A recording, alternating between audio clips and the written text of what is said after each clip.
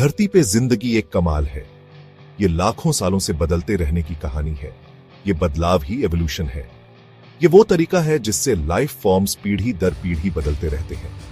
एक ऐसे पेड़ की कल्पना करो जिसकी बहुत सारी ब्रांचेस हैं। जिंदगी का इतिहास भी कुछ ऐसा ही दिखता है।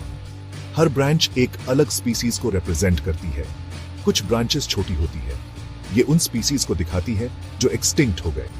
बाकी लंबी और मजबूत होती जाती है। एवोल्यूशन एक सिंपल प्रोसेस से चलता है, नेचुरल सिलेक्शन। ये उनको फेवर करता है जो अपने एनवायरनमेंट के हिसाब से सबसे अच्छे से ढल जाते हैं। इन इंडिविजुअल्स के सर्वाइव करने के चांसेस ज्यादा होते हैं और अपने ट्रेट्स अपनी ऑफस्प्रिंग को पास ऑन करने के चांसेस भी। समय के साथ ये छोटे छोटे चेंजेस बड़े डिफरेंसेस ला सकते हैं। नए स्पीसीज पैदा होते हैं, हर एक अपने नीच के हिसाब से यूनिक होता है। जिंदगी की कहानी एडेप्टेशन और सर्वाइवल की एक सिम्फनी है। ये कहानी आज भी अनफोल्ड हो रही है। चार्ल्स डार्विन एक क्यूरियस नेचुरलिस्ट थे।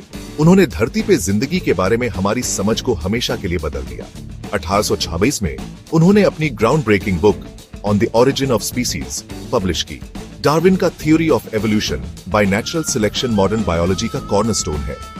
उन्होंने आर्ग्यू किया कि एक स्पीसीज के इंडिविजुअल्स में उनके ट्रेट्स अलग अलग होते हैं।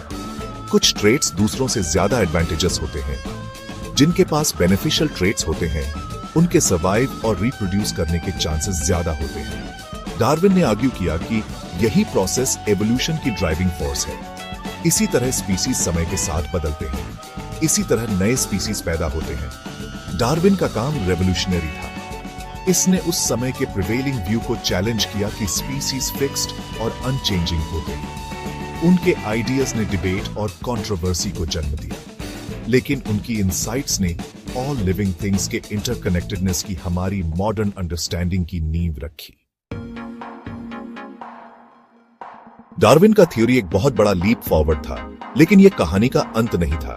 जॉन बैप्टिस्ट लमार्क जैसे साइंटिस्ट्स ने ऑल्टरनेटिव आइडियाज प्रपोज किए। Lamarck inheritance of acquired traits में बिलीव करते थे।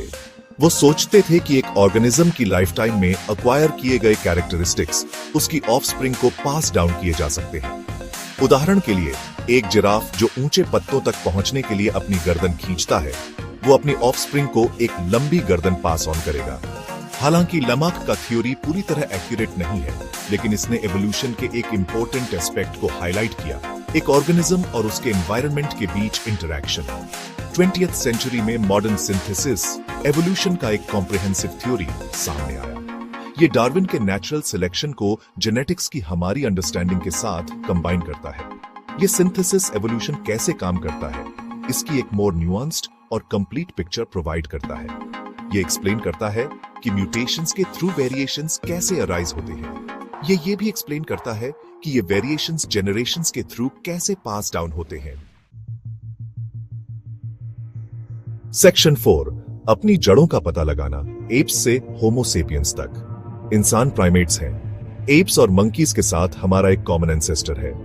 हमारे क्लोजेस्ट रिलेटिव्स चिंपैंजीज से हमारा लिनेज लाखों साल पहले अलग हो गया था।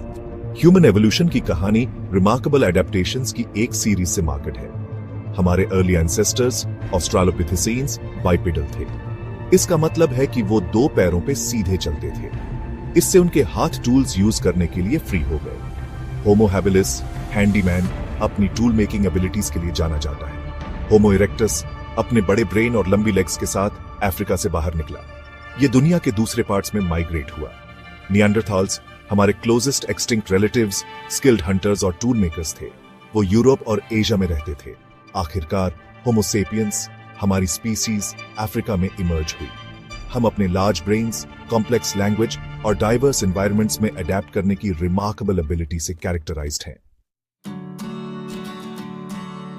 सेक्शन 5, समझने की शक्ति। आज एवोल्यूशन की रेलेवेंस। एवोल्यूशन को समझना बहुत जरूरी है। ये हमें नेचुरल वर्ल्ड को समझने में मदद करता है। ये धरती पे लाइफ की डिवर्सिटी को एक्सप्लेन करता है। एवोल्यूशनरी बायोलॉजी के मेडिसिन, एग्रीकल्चर और कंजर्वेशन में एप्लीकेशंस हैं।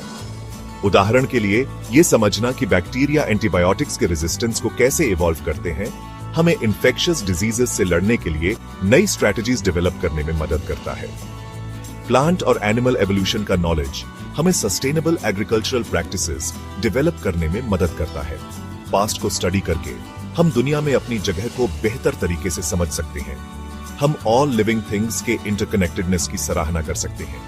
हम इस नॉलेज का यूज अपने फ्यूचर के बारे में इन्फॉर्म्ड डिसीजंस लेने के लिए कर सकते हैं। एवोल्यूशन एक ऑनगोइंग प्रोसेस है। ये धरती पे लाइफ को शेप करना जारी रखता है। एवोल्यूशन को समझकर हम अपने प्लैनेट और उसके सभी इनहैबिटेंट्स के बेटर स्टीवर्ड्स बन सकते हैं।